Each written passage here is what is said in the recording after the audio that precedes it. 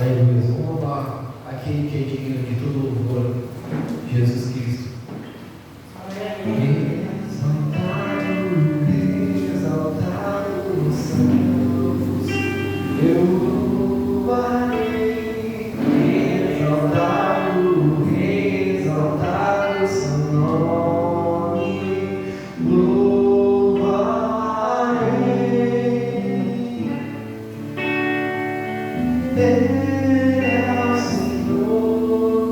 A verdade vai sempre reinar. Terra e céu, glorifica teu santo nome. Ele é exaltado nos céus.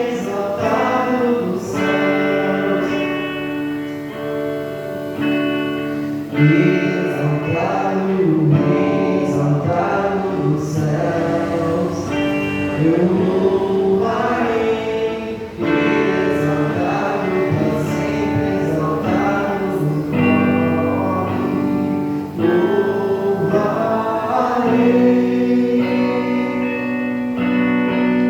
Ele é o Senhor, sua verdade vai sempre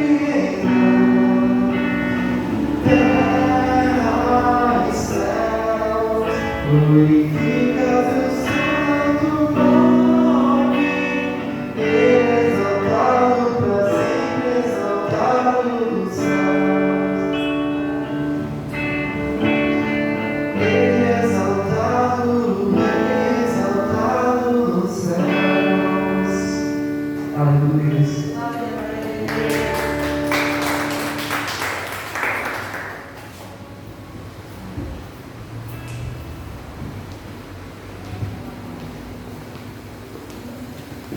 Bendito seja o nome do Senhor Jesus Cristo para todo sempre.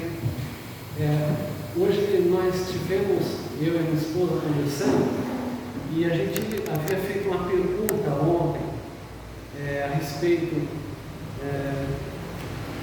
já que havia a possibilidade de fazermos os trabalhos até às 8 da noite, quem viria, né? A grande maioria falou que não dava, enfim, mas nós resolvemos fazer, porque é importante a gente estar junto no templo. Em Atos dos Apóstolos, eles que estavam sempre juntos, partindo pão. E é interessante que nesse período de pandemia, muitos deixaram a igreja, a comunhão, né? E se foram.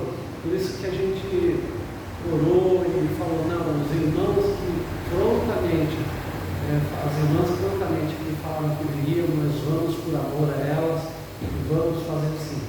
Muito bem, aula de escatologia, a gente fazendo aqui um resumo, a gente viu algumas etapas do fim dos tempos. Nós estamos presentemente na época da graça, em que nós não vivemos mais a época da lei, mas vivemos talvez os últimos dias dessa época da graça, e muito provavelmente logo teremos o arrebatamento da igreja. Talvez estejamos aí vivendo o princípio das dores, e nesse período do arrebatamento virá um juízo sobre aqueles que ficarem. O juízo vai ser entrar na última das dispensações, das épocas, chamada então a grande tribulação. Segundo a Bíblia, tem a duração de 7 anos, e nesse período aparecerá um homem chamado por Jesus como o abominável da desolação. O Apocalipse chama de besta. Besta, a gente muitas vezes fala assim, uma pessoa ingênua, besta, fulano é tão besta, ou esnobe. Não se trata de uma pessoa bobinha ou esnobe, se trata de um monstro, uma fera. Esse é o termo usado pelos antigos, a besta fera, e um monstro, um homem que não vai ter dó nem piedade. Quando nós falamos na grande tribulação, serão dias tão terríveis, tão tenebrosos, que seguirão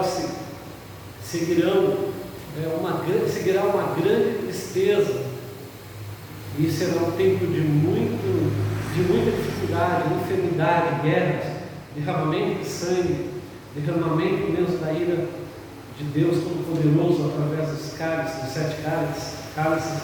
Mas no final dessa grande tribulação, Jesus voltará. E então a besta e o falso profeta serão lançados no lago que arde enxofre e fogo. E após isso, teremos o milênio. E após o milênio, Jesus julgará todas as nações.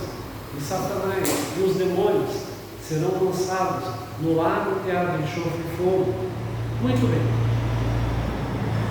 Essa questão desse lugar que Jesus falou, que o fogo não se apaga e o verme não para de comer.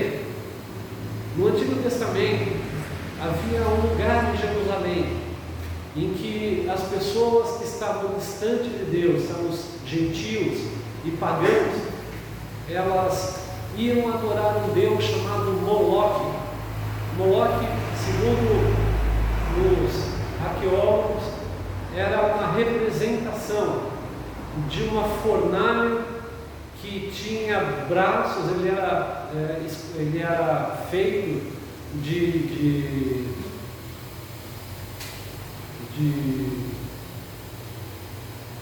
não cobre, mas um outro metal de bronze, e esse Deus era adorado, e aquelas pessoas pegavam os seus filhos pequenos, ainda quase que recém-nascidos, e colocavam nos braços de Moloque.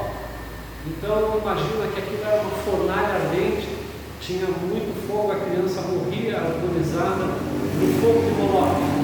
Algumas pessoas advertem que nós não chamemos as crianças de moleque, porque seria um apelativo para Moloque, o deus da morte.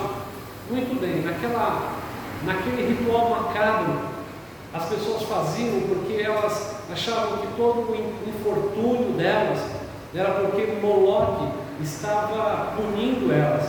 Então elas faziam essas oferendas para que Moloque tivesse misericórdia delas, e elas apresentavam seus filhos para esse sacrifício. Nesse lugar, mais tarde, na época de Jesus, ele era usado como um grande lixão. O lugar era chamado Vale de Inom, mas a pronúncia correta seria talvez Rinom. Era um lugar em que os lixos da cidade, os detritos da cidade, então ali também eram jogadas carcaças de animais, e também algumas pessoas que eram malfeitores da cidade. E ali era comum o mau cheiro, era comum também ver que existiam aqueles vermes que estavam nas carcaças dos animais e dos homens malfeitores que ali eram jogados, e o cheiro era terrível. E aquele fogo daquele lugar queimava de dia e de noite. E ali então Jesus falou que esse seria o lugar, o exemplo do lugar que muitas pessoas iriam após o juízo final. Muito bem, esse lugar é chamado Rimon, que é uma palavra hebraica, e a palavra grega é Geena, que significa fornalha. Muito bem, quando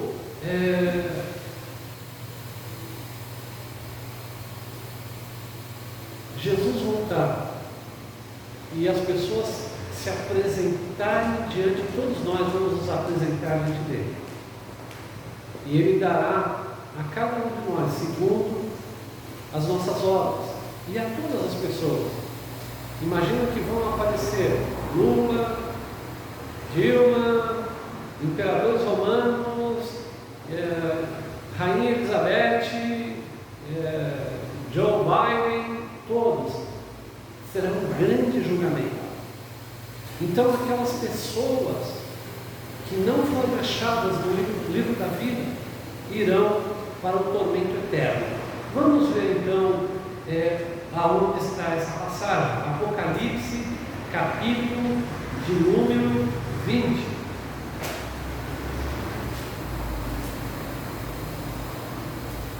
Louvado seja o nome do Senhor. Apocalipse, a palavra significa tirando o véu. No capítulo 20 ele vai falar da vinda de Jesus. No versículo 10 do capítulo 20 de Apocalipse diz: e o diabo que os enganava, grande enganador, foi lançado no lago de fogo e enxofre, onde está a besta e o falso profeta, e de dia e de noite serão atormentados para sempre. Nada mais justo. Nada mais justo o diabo e os demônios, nós vamos ver em Mateus 25 também, serem lançados nesse lugar. Mas vamos também ver Apocalipse 21, versículo de número 8. Diz assim, no próximo capítulo de Apocalipse 21, 8: mas quanto aos tímidos, e aos incrédulos, e aos abomináveis, e aos homicidas, e aos fornicadores, e aos feiticeiros, e aos idólatras, e todos os mentirosos, a sua parte será no lago que arde fogo e enxofre, que é a segunda morte. E aí não sai, desse lugar não sai. Quando você lê na sua tradução tímidos, pastor, eu sou uma pessoa tímida, eu chego num lugar, não é essa timidez que a Bíblia fala.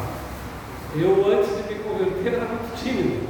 Eu tinha receio de olhar para as pessoas e tudo. Hoje, graças a Deus, eu prego e falo, né?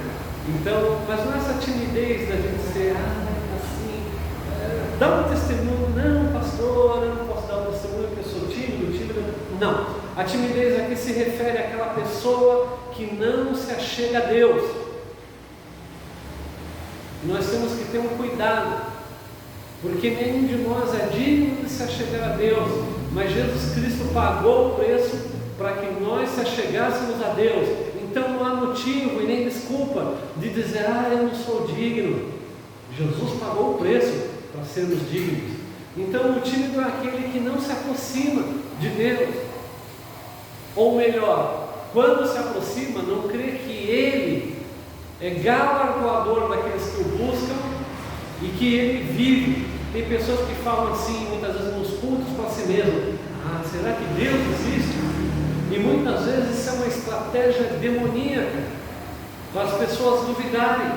Daí ele fala dos tímidos e dos incrédulos. Quem é o incrédulo? O incrédulo é aquele que não crê, que alimenta o seu pensamento que não pode, que não será com ele. Se ele orar não acontece nada. Eu me lembro de uma ilustração que o pastor nosso contava, que as pessoas falavam assim, está escrito na Bíblia, né? Que se nós orarmos e ordenarmos ao monte, te atira-te ao mar, o monte vai para o mar. Então vamos fazer o teste. Monte, em nome de Jesus, se transporta para o mar. Mas a pessoa que orava crendo que não ia acontecer. Daí ela olhava assim, está vendo? Não aconteceu. Mas a palavra de Deus, meus irmãos, ela se discerne espiritualmente. Existem montes na nossa vida que precisam ser removidos. Esses montes são os nossos vícios, os nossos erros. E aqui vai falar dos homicidas. Homicida é aquele que mata o outro, mas tem pessoas que matam a fé do outro. Tem pessoas que dão uma palavra tão ruim que mata o crente. Eu estava conversando com uma irmã, ela pediu aconselhamento. Ela estava recebendo um bombardeio de uma pessoa da igreja dela.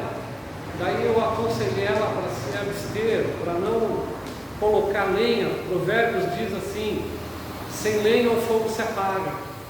E tem pessoas que muitas vezes são tão nocivas que elas começam a te bombardear de coisas ruins. E se você não tomar cuidado, você corre o risco de espiritualmente, emocionalmente, ir a óbito. Percebe? Então se afaste dessas pessoas homicidas, se afaste dos fornicadores. A pessoa que fornica, quem é o fornicador? A diferença do fornicador, que comete fornicação, do adúltero, é que o adúltero é casado e o fornicador é solteiro. São pessoas que têm a sua mente deturpada por sexo ilícito. Então eu me lembro de um homem chamado Agostinho de Hipona, diz a palavra, você já deve ter ouvido o nome dele como Santo Agostinho. Ele era terrível, ele vivia na boemia, ele vivia uma vida sexualmente desregrada, e ele, quando se converteu, a conversão dele foi tão profunda que ele começou a fugir de tudo quanto era aparência do mal. Fuja da aparência do mal, não enfrente aquilo que pode ser maior que você. Fuja dos braços do Senhor, peça misericórdia, peça para o Senhor te livrar.